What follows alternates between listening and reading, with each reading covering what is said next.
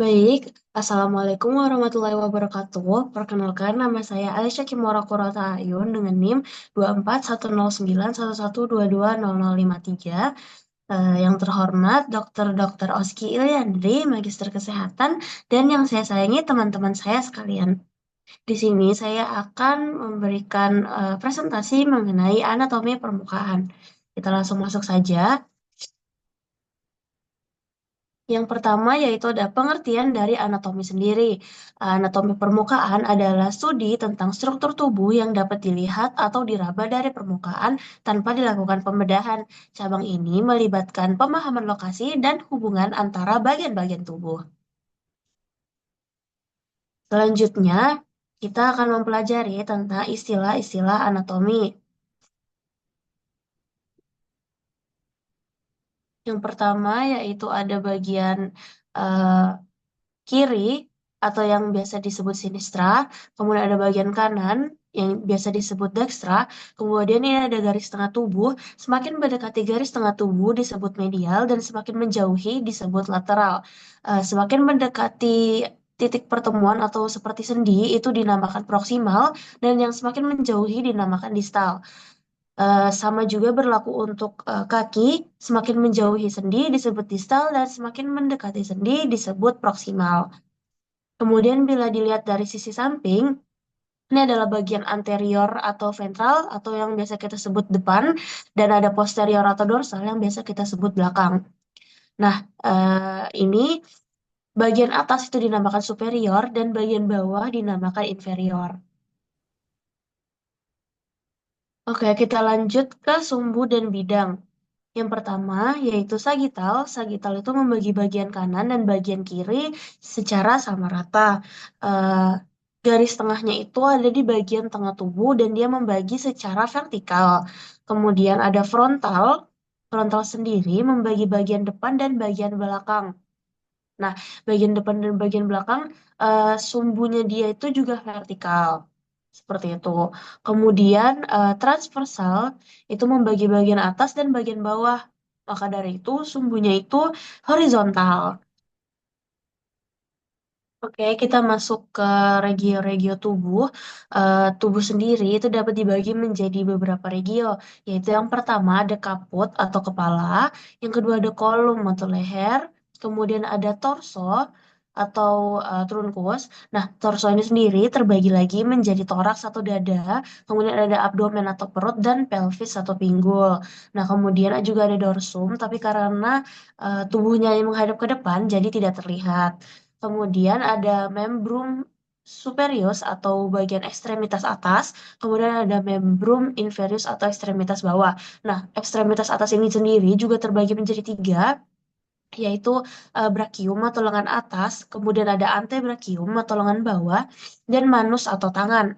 Kemudian membrum inferius juga terbagi lagi menjadi tiga, yaitu femur atau tungkai atas, kemudian ada crus atau tungkai bawah, dan pes atau kaki.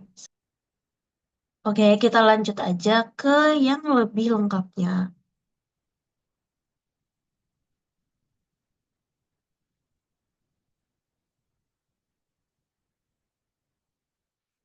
Nah, di sini ada bagian lebih lengkapnya.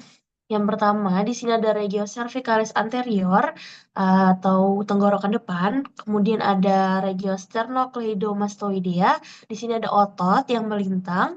Kemudian ada regio cervicalis lateralis. Kemudian ada regio deltoidea, atau biasa disebut juga bahu. Kemudian ada trigonum clavipectorale. Dan di bagian tulang dada ada regio pasternalis. Nah, di bagian ketiak itu ada regio axillaris, kemudian di bagian payudara ada regio mamaria. Sekeliling mamaria ada regio pectoralis. Nah, di bagian bawah dari mamaria ada regio inframamaria. Nah, ini di bagian abdomen. Ini di sini ada regio epigastria, kemudian di sini ada regio umbilicalis, dan di sini ada regio abdominalis lateralis. Di sini ada regio inguinalis, dan di sini ada regio pubica. Nah, di sini juga ada regio urogenital. Kemudian untuk bagian tangannya, di sini ada braki anterior, artinya braki bagian depan. Kemudian ada regio cubitalis anterior, yaitu siku bagian depan, dan fossa cubitalis. Nah, fossa cubitalis sendiri yaitu lekukan yang ada di siku. Nah, yang selanjutnya ada regio antebraki posterior karena ini tangannya menghadap ke samping. Apabila melihat dari posisi anatomi, bagian ini akan berada di belakang, makanya dinamakan regio antebraki posterior. Kemudian di sini ada regio antebraki anterior, yaitu bagian depannya. Kemudian ada dorsum manus, yaitu tangan.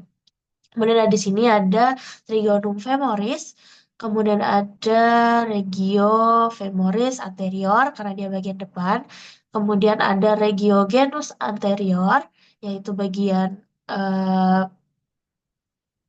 lutut, kemudian ada regio cruris posterior bagian belakang nih, kemudian ada regio cruris anterior, kemudian ada dorsum pedis bagian telapak kaki.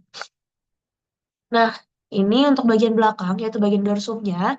Ini bagian kepala, yang di sini ada regio parietalis dan di sini ada regio occipitalis. Maaf, bagian kepala belakang. Nah, kemudian di sini ada regio cervicalis posterior karena dia di belakang. Ini juga sama, regio deltoidea, bahu dilihat dari sisi belakang. Kemudian di sini regio vertebralis, karena di sini ada tulang punggung. Nah, kemudian di sini ada regio scapularis, karena di sini ada tulang scapula. Kemudian ada eh, ketiak atau regio axillaris. Nah, ini juga dilihat dari bagian belakang, regio brachii posterior, kemudian regio cubitalis posterior. Di sini tidak ada fossa karena fossa cubitalis karena di sini tidak ada lekukan. Di belakang tidak terlihat lekukannya. Kemudian regio antebrachii anterior dan regio antebrachii posterior serta di sini ada palma. Kemudian untuk bagian punggungnya di bawah scapula tadi, di bawah regio scapularis ada regio infrascapularis dan di bawahnya ada regio lumbalis. Kemudian di sini ada regio sacralis tempat tulang ekor dan regio analis. Kemudian untuk kaki, regio femoris posterior, kemudian ada regio genus posterior dan fossa popltea. Nah, sama halnya dengan yang siku di tangan tadi, di sini juga ada fossa popltea karena di lutut bagian belakang.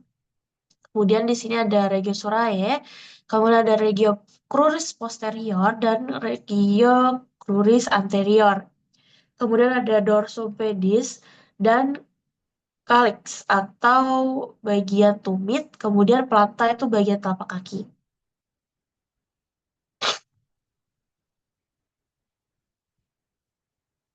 Kemudian kita masuk ke regio kaput atau kepala. Nah, kepala sendiri itu dibagi lagi menjadi banyak regio ya.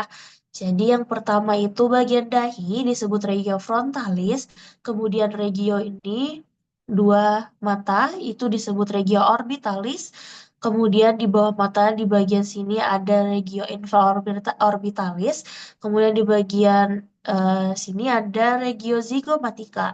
Nah, di bagian hidung ada regio nasalis dan di bagian dagu ada regio mentalis.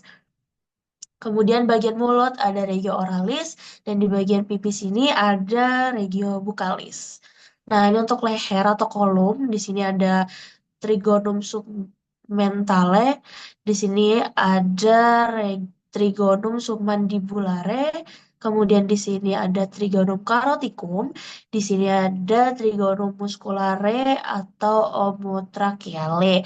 Kemudian ada regio sternocleidomastoidea dan ada fossa supraclavicularis minor karena di sini juga ada lekukan.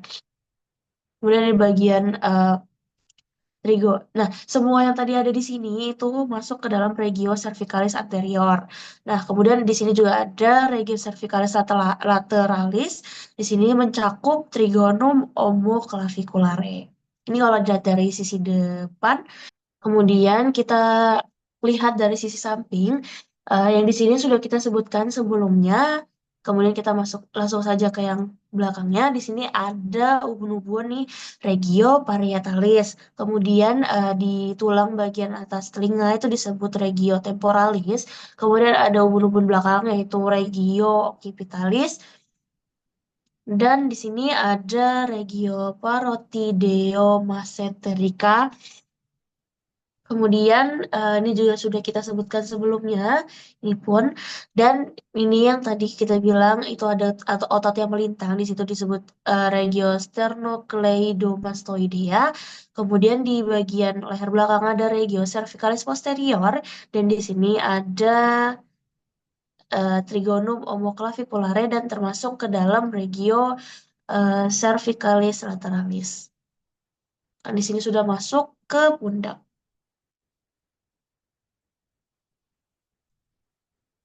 Oke, kita langsung masuk ke bagian toraks dan abdomen. Ini untuk bagian wanita. Yang pertama yaitu ada articulatio sternoclavicularis, yaitu persatuan dari tulang sterno dan tulang clavicula. Nah, kemudian ada lekukannya juga di sini, yaitu disebut incisura jugularis. Kemudian ada clavicula dan corpus. Kemudian di tulang dada ada angulus sterni. Kemudian di bagian sini ada arcus costalis. Kemudian di sini juga ada angulus infrasternalis dan bagian pusar disebut annulus umbilicalis. Di bagian sini juga ada spina iliaca anterior superior. Kemudian ini untuk yang laki-lakinya. Di bagian pundak disebut tadi deltoideus. Kemudian ada di atas eh, di sini ada pectoralis major, kemudian ada serratus anterior, di bagian tengah juga ada linea alba, kemudian ada tot rectus abdominis, kemudian juga ada rectus abdominis interstitio tendinea, kemudian ada obliquus externus abdominis dan spina iliaca anterior superior. Selanjutnya, kita akan masuk ke regiodorsum atau punggung. Nah, yang pertama yaitu ada otot trapezius, kemudian ada deltoides atau pundak, kemudian ada trapezius, ada teres mayor, latissimus dorsi, crista iliaca, kemudian ada gluteus maximus, ada vertebra lumbalis, spina iliaca posterior superior, erector spinae, ada scapula atau angulus inferior, spina scapulae, bagian scapula, kemudian acromion, dan vertebra prominens.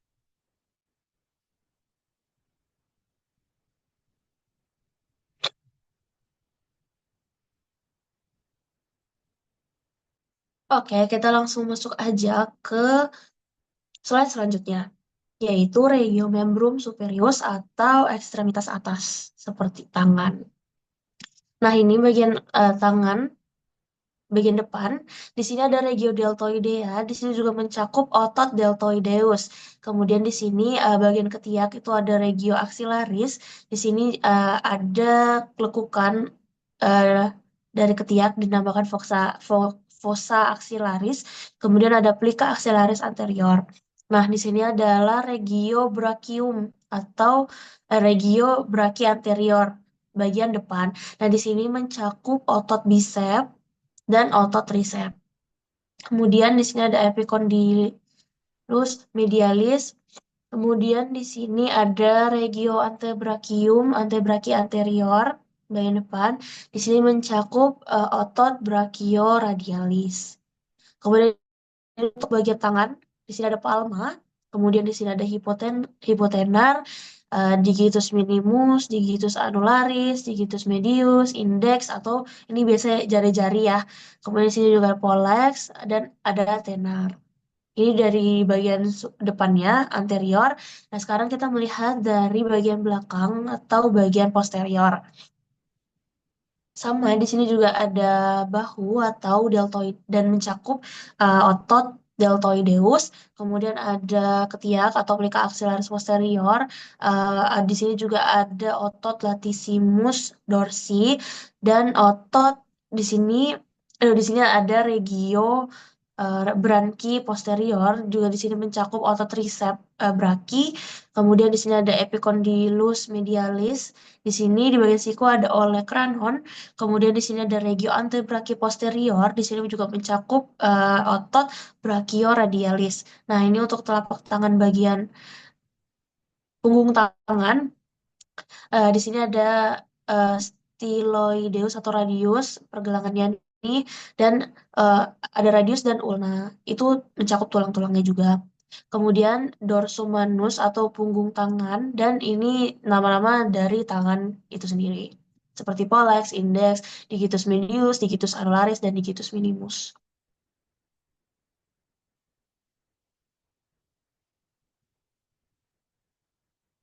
Selanjutnya kita akan masuk ke slide selanjutnya, yaitu regiomembrum inferius atau ekstremitas bawah, bisa juga disebut sebagai kaki. Ini apabila dilihat dari sisi depan, di bagian sini ada, ini tadi sudah masuk ke dalam bagian eh, abdomen tadi, spina iliaca anterior superior. Kemudian di sini ada otot tensor fasciae latae. Nah, di sini disebut regio inguinalis.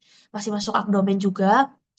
Nah, ini udah mulai masuk ekstremitas bawah, yaitu ada regio femoris anterior atau bagian paha tungkai atas. Nah, di sini ada trochanter mayor atau femur nih. Kemudian ada otot sartorius. Di sini juga ada otot quadriceps femoris, dan di sini ada regio genus atau anterior bagian lutut nih. Kemudian ada caput fibulae. Kemudian di sini juga ada tuberositas fibiae. Kemudian di sini masuk regio cruris anterior atau tungkai bawah. Di sini ada margo anterior atau tibia. Kemudian masuk bagian kaki.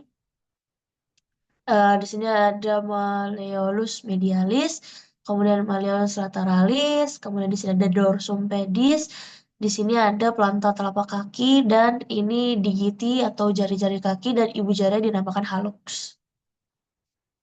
Nah, kita masuk ke yang bagian belakang. Di sini ada bagian bokong atau regio glutealis, kemudian ada di sini juga ada otot gluteus maximus, kemudian ada trochanter mayor atau femur, dan sulcus glutealis. Nah, di sini tungkai atas bagian belakang itu disebut regio femoris posterior, kemudian di sini ada lekukan dan regio genus posterior, lekukan ini disebut fossa poplitea, kemudian ada caput fibulae. Di sini masuk regio cruris posterior. Di sini juga ada otot gastrocnemius, cnemius.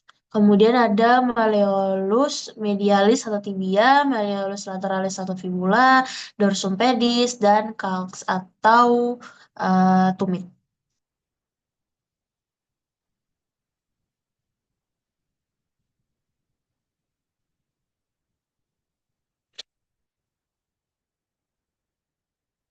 Oke, kita masuk lagi ke regio abdomen. Nah, abdomen ini sendiri dibagi menjadi 9. Ada juga yang membagi menjadi 4, tapi di sini saya akan lebih spesifik dan membaginya menjadi 9. Di sini yang pertama yaitu ada daerah hipokondrium kanan. Nah, hipokondrium kanan ini mencakup hati, kantung empedu, usus kecil, kolon ascendens, kolon melintang, dan ginjal kanan. Kemudian ada daerah epigastrium. Di sini mencakup kerongkongan, perut, hati, limpa, pankreas, ginjal kanan dan kiri, ureter kanan dan kiri, kelenjar suprarenal kanan dan kiri, usus kecil, dan kolon melintang. Kemudian ada daerah hipokondrium kiri. Di sini mencakup perut, bagian atas lobus kiri dan kiri hati. Kemudian ada ginjal kiri, ada limpa, ekor pankreas, bagian dari usus kecil, kolon melintang, dan usus besar yang menurun. Kemudian di sini ada lumbar kanan. Nah, lumbar kanan sendiri eh, berisi ujung hati, kantong empedu, usus kecil, kolon ascendens, dan ginjal kanan. Nah, lanjut lagi ke bagian tengah yaitu umbilikal daerah umbilikus. Di sini ada perut, pankreas, usus kecil, kolon melintang, ekstremitas medial ginjal kanan dan kiri, ureter kanan dan kiri, dan cisterna cili. Kemudian ada daerah lumbar kiri, yaitu sebagian besar dari usus kecil, bagian dari kolon descendens, dan ujung ginjal kiri. Kemudian ada daerah inguinal kanan, berisi usus kecil, appendix, cecum, kolon ascendens, ovarium kanan, dan tuba falopi kanan pada wanita. Kemudian ada daerah hipogastrik sendiri berisi usus kecil, kolon sigmoid, rektum, kandung kemih, ureter kanan dan kiri, rahim, ovarium kanan dan kiri, serta saluran tuba dapat ditemukan pada wanita. Kemudian ada ductus deferens, vesicula seminalis, dan prostat pada pria. Kemudian ada daerah inguinal kiri, yaitu bagian dari usus kecil, usus besar yang menurun, kolon sigmoid, ovarium kiri, dan tuba falopi kiri pada wanita. Kemudian kita masuk ke jantung. Nah, jantung sendiri ini terbagi menjadi banyak ya. Di sini ada daerah atrium kanan. Di sini juga ada katup tricuspidalis, yaitu ada tiga, berarti karena ada tricuspidalis. Kemudian ada ventricle kanan. Nah, darah itu awalnya akan masuk dari vena cava superior, kemudian akan ditampung di atrium kanan, masuk ke ventricle kanan ketika katup tricuspidalis ini terbuka. Kemudian akan didorong menuju paru-paru. Nah, menuju paru-paru ini di sini arteri pulmonalis kiri. Nah, dia akan masuk ke paru-paru, dibersihkan di paru-paru, kemudian setelah itu akan masuk kembali ke ya benar, atrium kiri melalui vena pulmonalis kiri. Nah, masuk ke atrium kiri akan turun lagi ke ventricle kiri. Di sini ada eh, katup bicuspidalis karena di sini ada dua, kemudian ada ventricle. Nah, di sini akan didorong menuju ke aorta, yaitu arteri yang terbesar untuk diedarkan ke seluruh tubuh. Oke, sedikit tambahan. eh, Manusia itu memiliki rambut di tubuhnya, tidak hanya di kepala, tetapi juga ada di ketiak dan di kemaluan. Nah, untuk di kepala itu sendiri berfungsi untuk melindungi kepala dari sinar matahari, serta dibuat alurnya itu seperti turun supaya keringat yang muncul itu tidak mengenai mata, tetapi turun melalui alur-alur yang ada di rambut. Nah, di rambut itu sendiri, kulit kepalanya itu terdapat kelenjar minyak yang berfungsi untuk meminyaki rambut-rambut ini agar tidak patah, tidak mudah patah. Seperti itu. Nah, sama halnya dengan alis di sini, alis itu sendiri juga dibuat seperti menurun agar apabila keringat itu turun, tidak langsung mengenai mata, tetapi turun mengikuti alur dari eh, alis itu sendiri. Nah, sama halnya dengan eh, rambut pubika, itu yang berfungsi untuk melembabkan kemaluan agar tidak terjadi iritasi, serta menahan dari kotoran-kotoran agar tidak masuk ke dalam. Seperti itu. Begitu juga dengan rambut aksilaris, yaitu rambut ketiak, eh, agar tidak terjadi gesekan antara bagian lengan dan bagian eh, badan, seperti itu. Oke, juga sedikit ada tambahan, yaitu beberapa tulang rawan yang ada di wajah. Di sini juga mencakup telinga dan hidung. Nah, di telinga ini ada tulang rawan yang biasa kita sebut sebagai cuping telinga. Nah, cuping telinga ini sendiri berfungsi untuk menangkap suara agar manusia bisa mendengar. Apabila tidak ada cuping, bisa dipastikan kita tidak akan mudah untuk mendengar suara. Kemudian di sini ada hidung. Nah, hidung itu sendiri berbentuk segitiga agar apabila kita terkena udara dari depan, itu udaranya akan terpisah menjadi kanan dan kiri, tidak langsung masuk ke dalam. Begitu. Itulah alasan juga kenapa lubang hidung berada di bawah. Karena apabila ada di depan, itu akan sangat banyak menyerap udara seperti itu. Nah, kemudian hidung itu memiliki cuping yang rawan, nah, yang terdiri dari tulang rawan karena memudahkan kita untuk bisa tidur. Karena apabila hidung itu terbuat dari tulang yang keras, itu bisa jadi kita kesulitan untuk tidur atau mudah patah hidungnya. Seperti itu. Kesimpulannya yaitu Tuhan menciptakan manusia dengan begitu kompleks sehingga sosok manusia itu sendiri bisa disebut sebagai robot biologi. Tiap bagiannya memiliki fungsi yang masing-masing yang bertujuan untuk melindungi manusia itu sendiri. Oleh karena itu, kita harus bersyukur dan menjaga tubuh kita dengan baik. Baik, mungkin itu saja yang dapat saya sampaikan. Semoga ilmu ini dapat bermanfaat untuk kita semua. Saya memohon maaf apabila terdapat kesalahan kata dan perbuatan. Sekian dan terima kasih. Wassalamualaikum warahmatullahi wabarakatuh.